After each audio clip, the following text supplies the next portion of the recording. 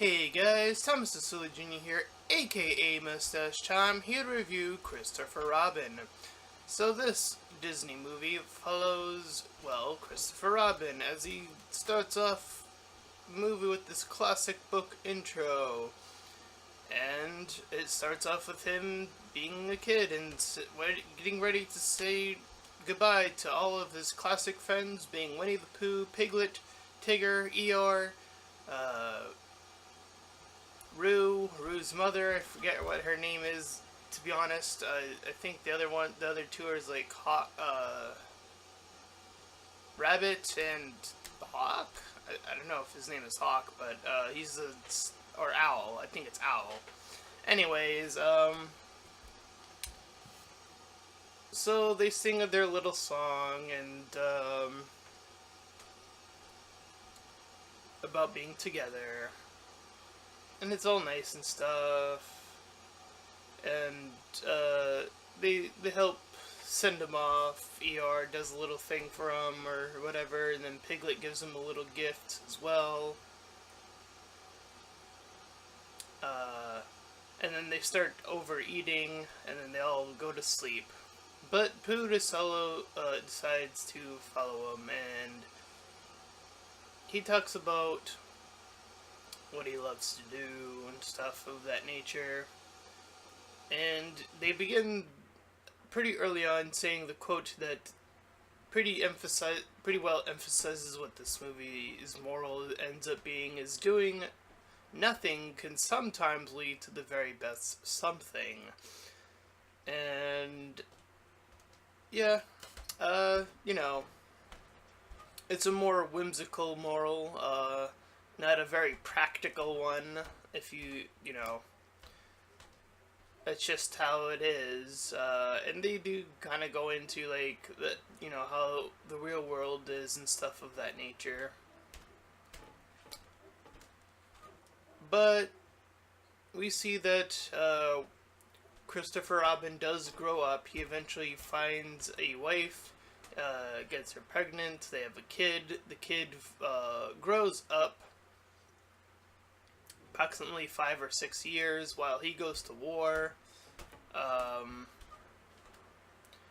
and thus he proceeds to, when he returns, he proceeds to get a job and essentially cut out his family. And at the very moment he does this, we immediately know what the moral of this movie is. This is a tale we have seen plenty of times before of the overworked parent. And in every case, I swear, it's always the father that's overworked, and he must, relinquish doing overworking to, spend time with his family.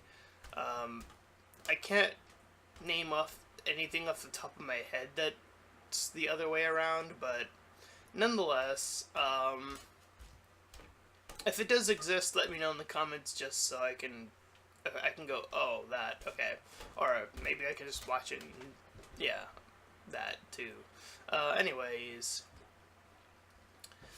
so the boss says in his work that if they don't get enough things going on, if they don't find a good proposal, that they will have to lay off workers. And it is up to Christopher Robin to essentially figure out a way to not make that happen, or to do it in the least, painful way possible. Either of those options, really.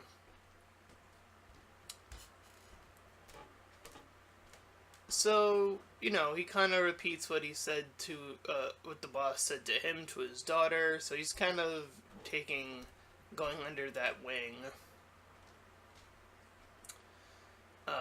Meanwhile, the wife is all like, your life is happening now, stuff of that nature is going on.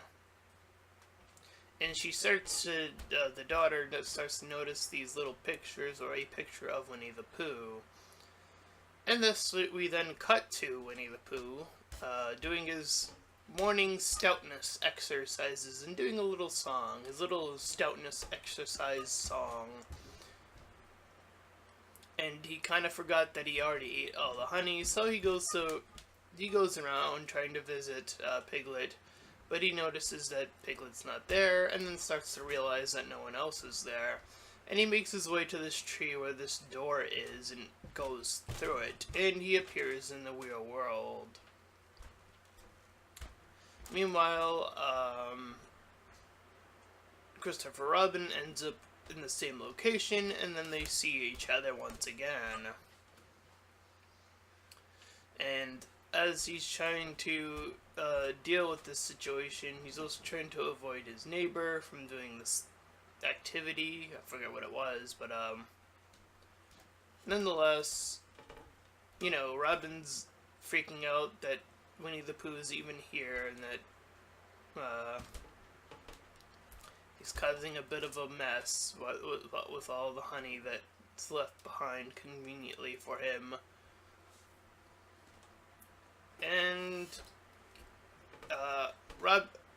Christopher Robin's a little bit confused how Pooh can actually even recognize him. With him, from the last time they saw each other, he was only a kid, and now he's an adult. And when he essentially says that he would always recognize him because he is him, essentially. But Pooh says he wants to find his friends, and Christopher Robin says he's busy. And, some more hijinks goes about with stuff getting destroyed.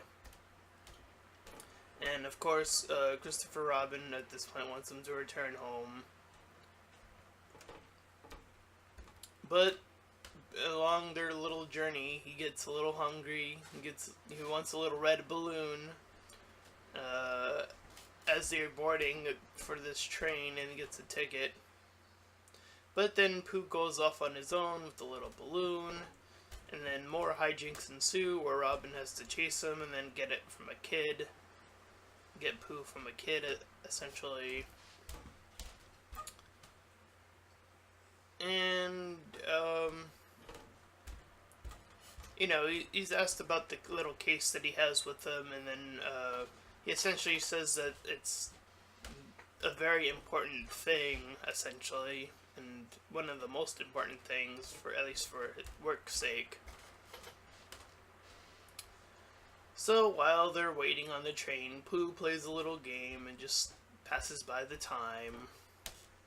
And Robin's trying to figure out how to do the whole work thing. So he has to sneak back to where the wife and his daughter went. Melodin, I believe, is the daughter's name, or something along those lines. Anyways, Robin goes back to the tree and ends up going back with Pooh to the other side, to the 100-acre wood.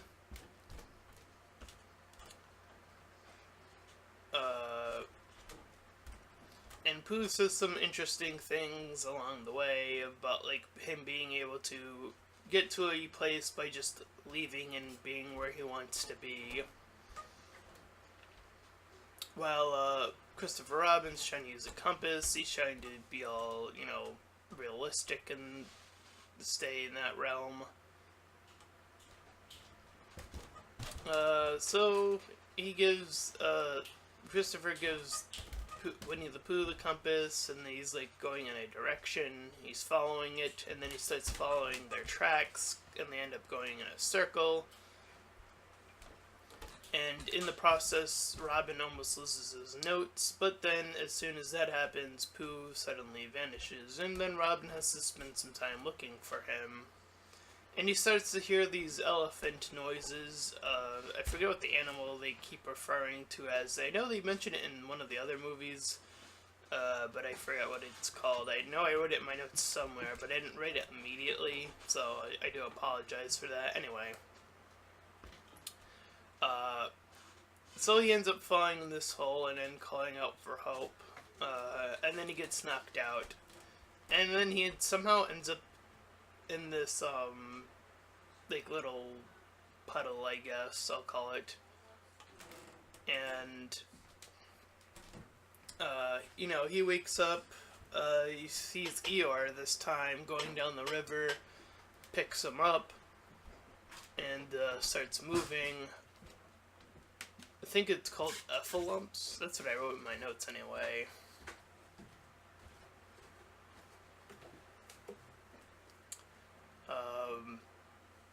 So anyways, Eeyore says that something about inviting something. That's all I wrote. I do apologize if my notes were a little bit vague at times around this part. But anyways, they start to look for Piglet. And then Tigger starts to attack Robin because they are now both assuming that Robin has suddenly turned into the monster. And then everyone's all hiding from him. Except for Eeyore, and then Eeyore finally sees that it's actually Robin, and then Robin is able to convince the others that he is Robin. And then he spots Winnie the Pooh in the classic tree spot, and then starts to talk to him. And Pooh proceeds to call Robin a hero for just being him. So Robin ends up falling asleep there, and he wakes up and then has to set off because he realizes he spent so much time there. And as he returns, the daughter sees him, and his wife is all like, you know, she wants the daughter to have some fun, so she lets her go. Meanwhile, we cut back to Tigger, who has the actual notes, while his little case, I should say, was filled with all the things that to remember them by. So, the daughter ends up playing with the balloon, getting into it, and then the others, Winnie the Pooh, Tigger, Piglet, Eeyore, all of them essentially land where she is, and they finally meet her.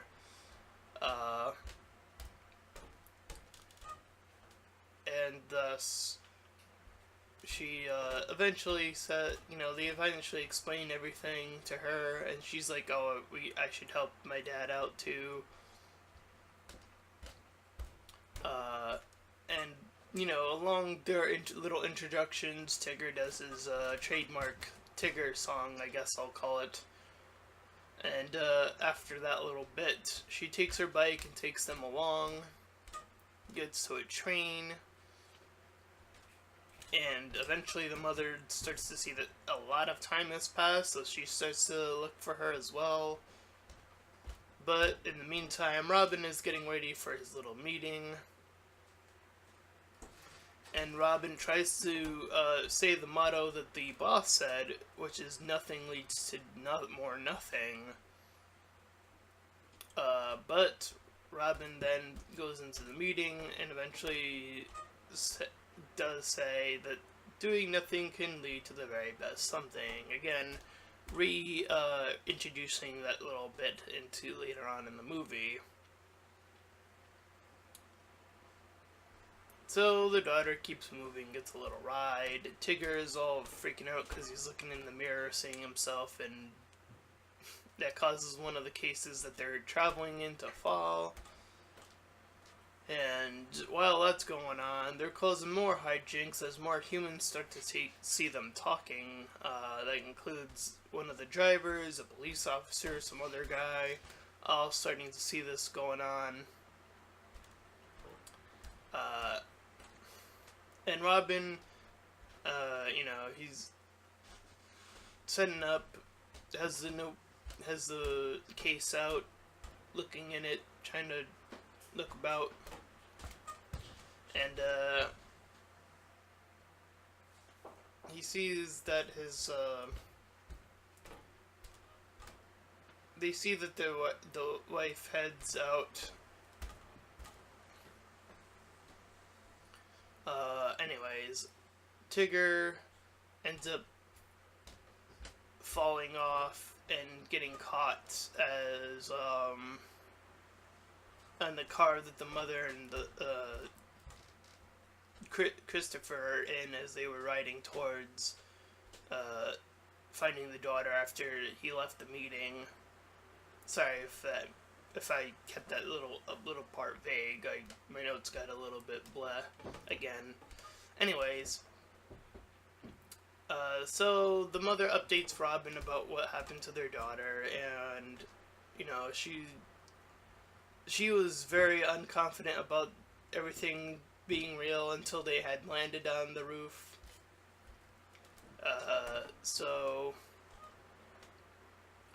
Pooh and the daughter get the notes, and the daughter starts to run back, and then the notes scatter about, only leaving one behind.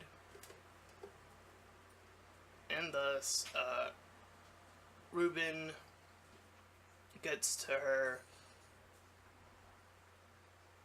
and he finally says that to the daughter, that he's been a father of very little brain, which is something Pooh has been saying, is that he's a bear of very little brain, and now he takes kind of that role out. So anyways, the family sets off, and Robin flips the remaining paper that he has and gets a sudden idea.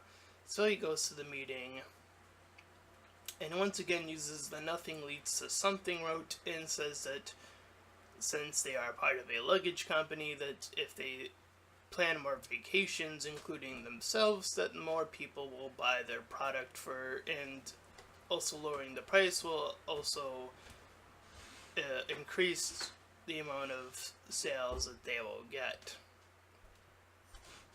The boss is called a monster. He looks at Eeyore, who's staring at him, and then he freaks out a bit. And then while that's going on, Robin returns with his family to the 100-acre wood, gives Pooh some honey, and they enjoy their little moment at their little tree spot, and the movie ends. And it was a pretty heartfelt movie, even with the moral being something we've seen time and time again. Again, it's something that I think it's more of a whimsical moral. It's not very practical. Because, you have to work to make a living in the first place. That literally is how the real world works. They mention that in the movie at some point. But the extent of it, I guess it really depends. But I think they found a pretty good balance of actually having the main character find a solution to the actual problem, instead of being like, yeah, I'm just gonna quit, something like that. I don't think that moral would have not made sense if there was not some sort of balance between work and family. So at least they did that for the end. I do feel like that helped it a lot. The movie did have its emotional moments, and if you are familiar with the characters of Winnie the Pooh, then I do think that you will also enjoy this movie very much. It does bring out a strong emotional connection, especially if you recognize the characters and have grown up with them. And that is my review of Christopher Robin. I give it a solid 7 out of 10.